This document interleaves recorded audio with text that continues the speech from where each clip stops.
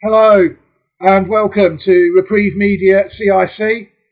I guess this counts as an outside broadcast, ladies and gentlemen, because I'm actually sat, believe it or not, looking at the CCTV of my local co-op store. We're going to interview the manager, Tracey, for International Women's Day. She's just going to outline her role, her experiences in management as a woman. She's going to tell us how the co-op promotes International Women's Day. And she's just going to tell us a bit about the co-op in general, really. Enough of me banging on. Tracey, hello, how are you? Oh, hi Paul, thanks for inviting me today. I'm the store manager at the new store at Thorpe Road, Peterborough. I've been trading for 11 months now.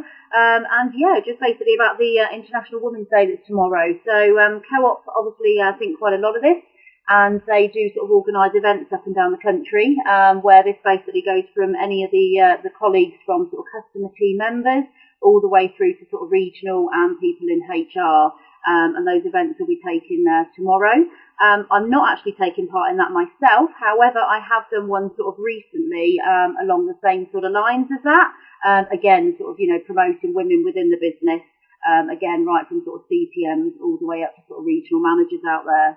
Oh yes, and how did you find that? Did you find that helpful? Yeah, that was really, really good. It's really great to obviously work with all the sort of different members of the staff, and right sort of up to, sort of different people that sort of get promoted within the co-op. So yeah, it was really good day.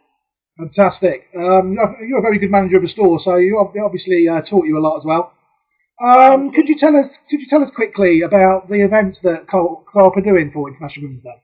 Yeah, they basically, the programme that I went on for the women's programme, it was actually called a dance programme that we actually did, and a lot of things were actually done about confidence for women and sort of promoting them within the business, because sometimes they can sort of feel, sort of difficult, if there's lots of managers around that are sort of males, so it was more sort of about giving the women confidence, and it was basically done through a dance. And it was, it was a really, really good day, and it was just amazing what we all come out with. Like I say, this one tomorrow that's taking place is a slightly different event, that is going to be taking place. Where is it? They've got different places. I believe we've got one in Bedford. I know different colleagues I did my training in. I know there's ones going down on in London as well. So I know there's several up and down. I'm not actually sure how many there are, but I know they're sort of taking place. Were these internal for co-op staff, or are they external for members of the public? No, they are internal.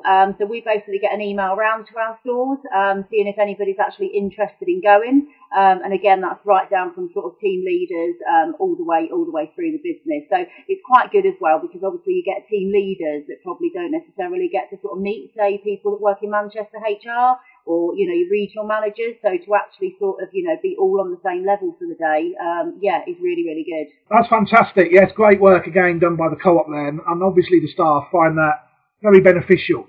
Let's move on to a bit and talk about yourself now, if just for a moment. I know you don't like doing it, but could you tell us a bit about yourself and your role within the co-op, please? I joined the co-op group sort of, about 10 years ago now.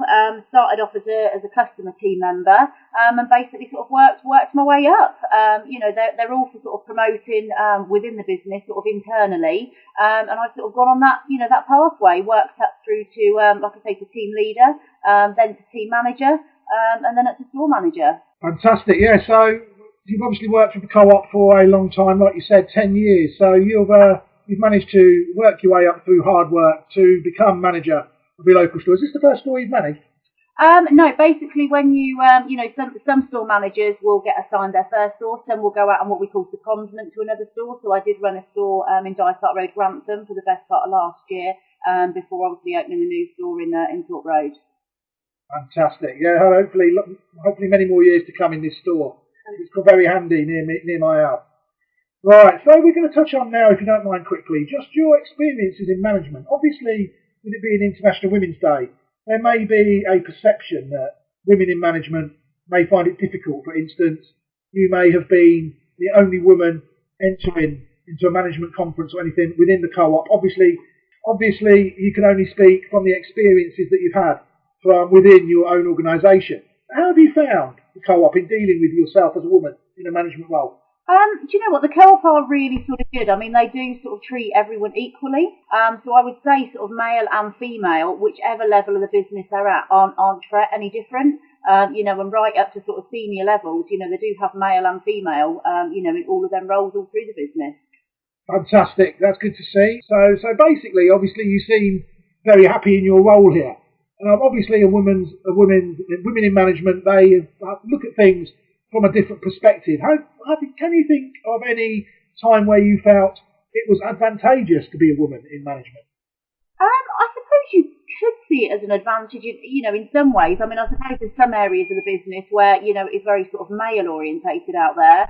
I mean, we're quite equal, within our area and regional, and there are sort of a lot of females out there. So, and they do seem to be coming through there as well, to be fair. Fantastic news, Tracy, regarding that. And it's good to see that women being represented equally in the workplace. It's about time, really, isn't it?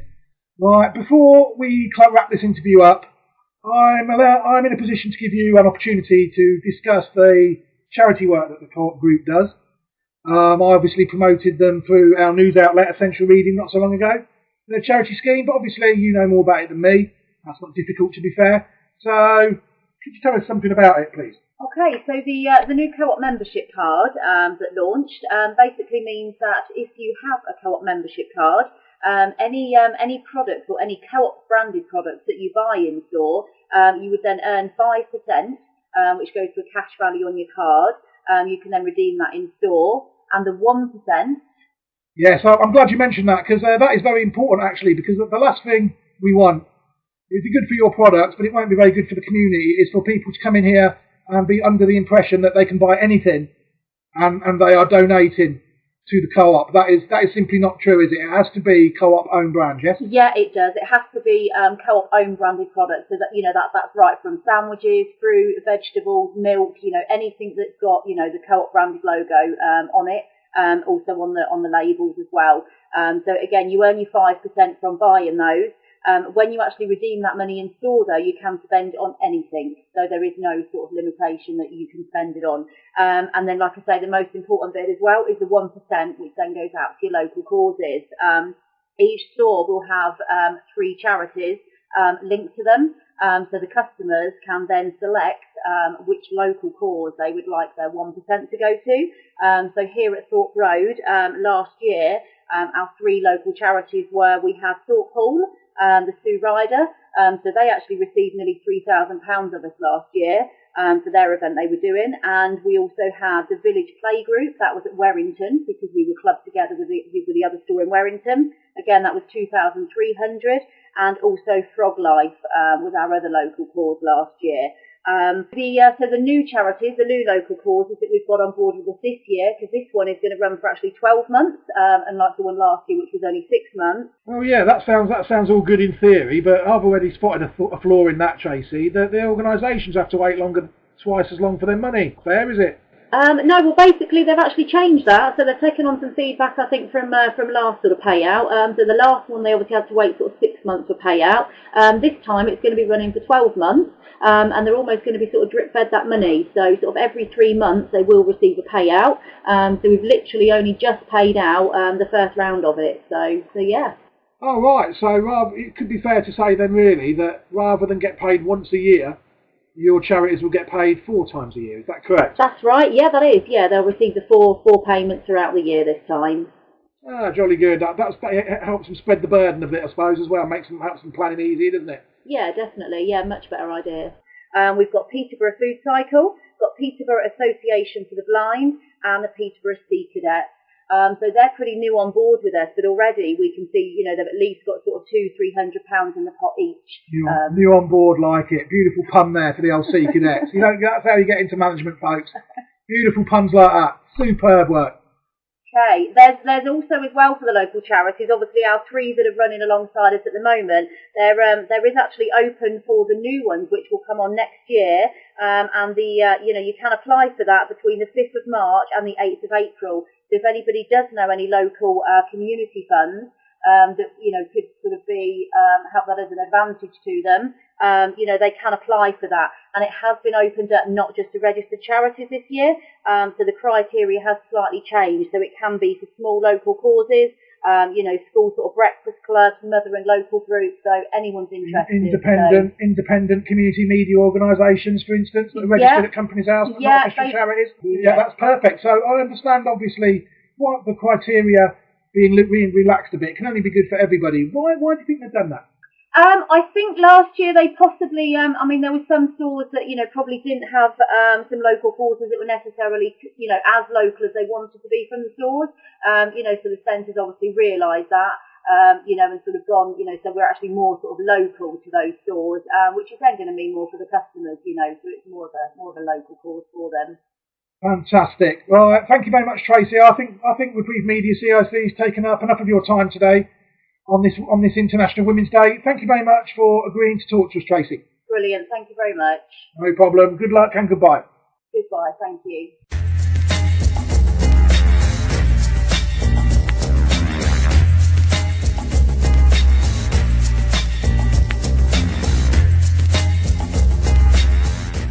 If you want to really listen to what we're saying or read what we're saying when we're not on air, then the place to do that really is the news outlet.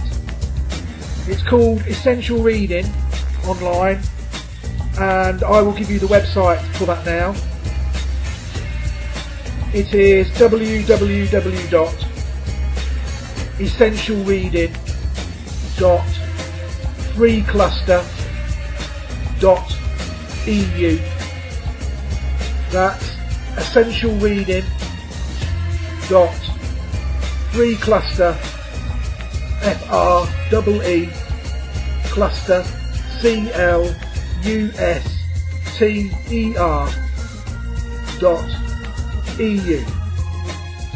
So why not go and check that out?